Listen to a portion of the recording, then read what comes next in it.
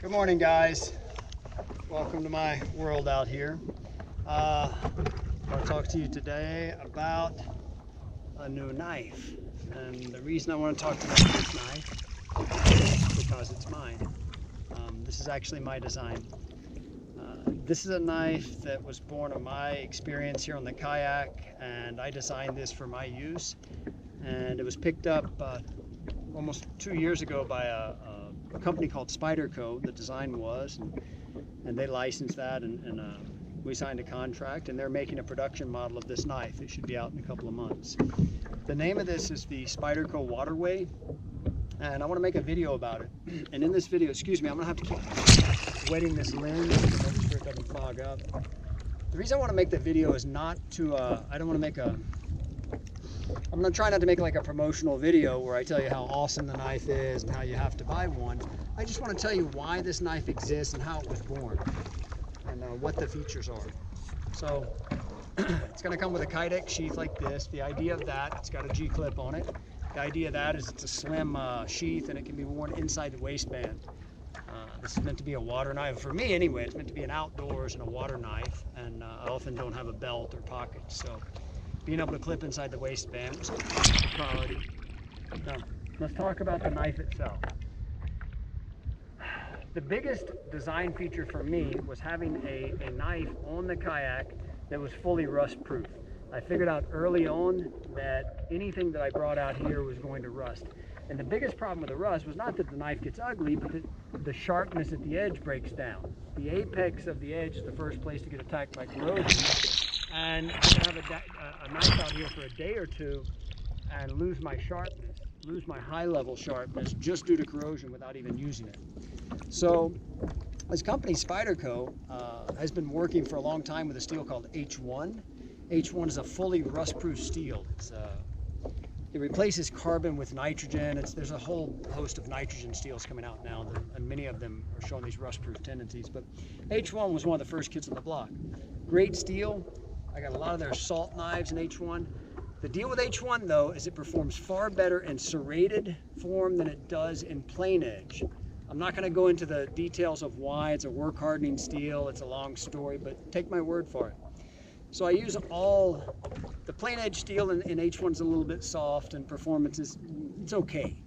So I typically use serrated edges in their current salts. Well, on the kayak here, there's a lot of jobs where I really want a plain edge. There's also a lot of jobs where I want a fixed blade.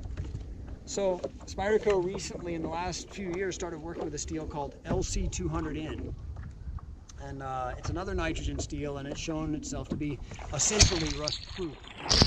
And I've been using it for a few years now. So I've been waiting. I waited for about a year, hoping that Spyderco would make exactly the design I wanted for my uses. And finally I decided that if I wanted what I wanted, I should design it myself. So I did that. I had a custom maker named Darren Sanders out of Louisiana, made my first prototype. He was great to work with, and we got close. Spyderco picked up the design, we made some refinements, and now the knife's ready to come out here at the end of the summer, hopefully. So now what I want to do is tell you what this knife is and why it exists and why it looks the way it does. I guess to somebody who doesn't know why I designed it and how I designed it, it might look like any other knife, but it's got a lot of features that are specific to this knife and for its intended use. A lot of this knife was designed around the guard right here. You'll see a lot of knives and fixed blades have a more gradual guard there, and that didn't work well for me. A lot of times I'm out here on the water, I'm wet, I'm bloody, and I don't want my hand jumping the guard and getting into the edge. So that was one of the key features that we started with. Another big feature on the shape of this entire knife is this curve all along the top. You'll see different blade shapes. I'm not going to try and educate everybody on knife design and blade design, but you'll see knives that come up like a trailing point. You'll see drop points, and they all have their uses. Mine looks like this for a reason. One of my typical cuts out here on the water is what I call an edge out cut. So if I'm cleaning a snapper or something with heavy scales, rather than sawing through those scales from the outside, I'll insert the tip like so in the skin, and I'll just push along, and this spine rides along the meat while the edge here parts the skin from the inside out. And that's a very typical use for me, and this knife was designed for that, so that when you lay this down the skin, it's got enough curve here that the hand remains high enough to push along on a flat surface. The curve of the belly here is right so that it's not too abrupt there, and it's got enough slope on it that it can open that skin. The blade was intentionally left relatively narrow so it can act in a pinch as a fillet knife. I don't mean that I'm going to go to the cleaning table and fillet fish with it and that I'm going to remove skin with it, but I can pull fillets with this if I come in with only one fish and I don't want to come home and have a big bag full of fish heads and get things dirty when it's not necessary. I can clean 1 or 2 fish right here on the boat with this and do a passable job of it. We included a lot of texture on the handle. This is G10, which is a very stable material, and we included a CNC machined texture that's a very rough texture that maintains its grip even when wet and even when bloody. There's a little bit of a half choil here for the finger, and people see that and they think that's a little weird, like well, I would be scared to put my hand like that. Well, it's not intended, this knife isn't intended to be held with a finger there. The idea of this is to put the middle finger here and the forefinger along the spine for detail work when cleaning or doing any detail with the tip. This part of the handle right here, the sloping part, is meant to fit into the hand when doing that same inside out push cut. The handle itself is designed to be very neutral. A lot of knives you'll see have a handle that's created to melt into the hand and be, fit like a glove in one grip. Maybe they have finger grooves or indentations. The problem with those handles is that though they might fit like a glove in that one grip, as soon as you start turning them around or changing grips, then they don't fit well at all. And this handle was designed to be very neutral. There's no finger grooves. There's some curves that make it comfortable in a standard grip, but they don't prevent it from being comfortable, and they actually enhance the feel of it in various grips. So that's the idea of the handle on this one. The hardware on the handle was intentionally left off. In other words, this is just a G10 handle that has inner pins and epoxy, so there's no hardware on this knife to rust. You get to see my little logo on the sides, which is more of an ego thing than anything, but I'm happy to see it there. That's nice.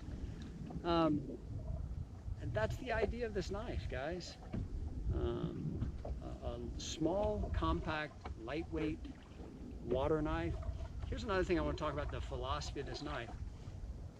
I created this for a specific purpose for myself, to do my work out here on the water, but I've always enjoyed knives and tools that I would consider to be multi-purpose or universal.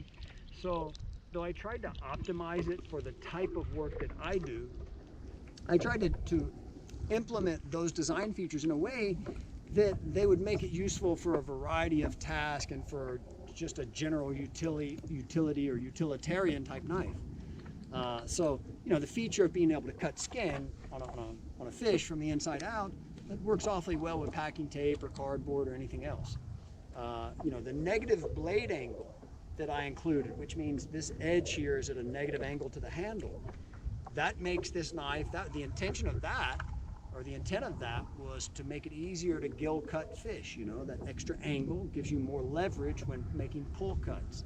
But that same leverage is beneficial whether you're cutting cardboard or rope or something in the garden.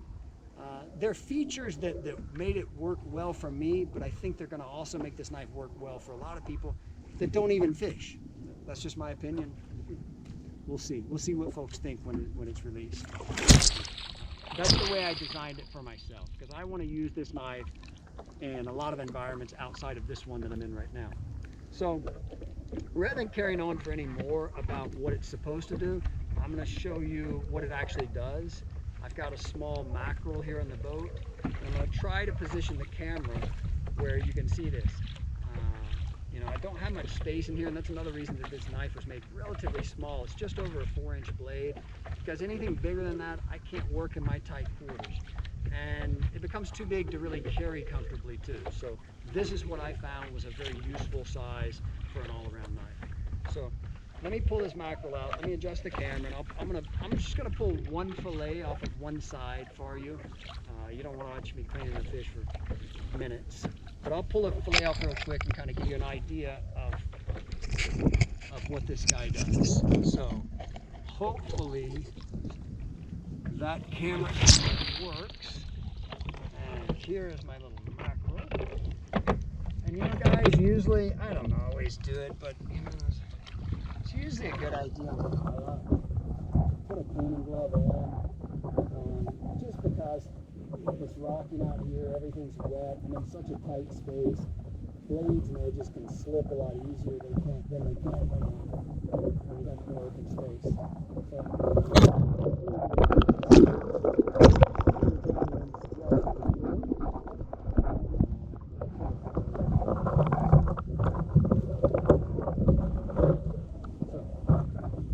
can see with that negative blade angle, I'm able to keep the handle really tight to the fish.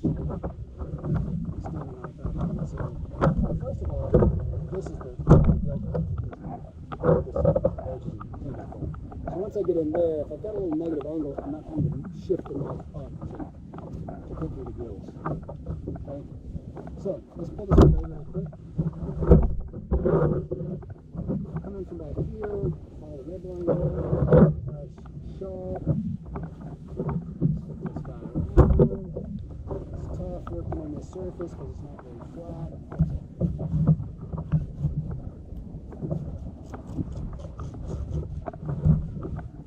Make sure we get all that head meat there. And there's our fillet. I can do cleaner work at home with a proper flat table and when I'm not in a rocky road, but there's nothing wrong with a fillet, man. That's a mackerel. That's good enough.